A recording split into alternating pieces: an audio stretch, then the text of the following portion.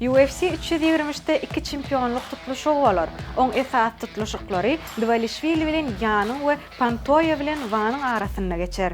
Duşuşyklar 7 dekabrda Amerikanyň Birleşen Ştatlarynyň Las Vegas şäherine guralýar. UFC 323 şu ýylyň jemleýiji ýarşy bolar. Gruziýaly çempion Merab Dvalishvili 2025-nji ýyl boýunça EYM 4-nji titul goragyny geçirer.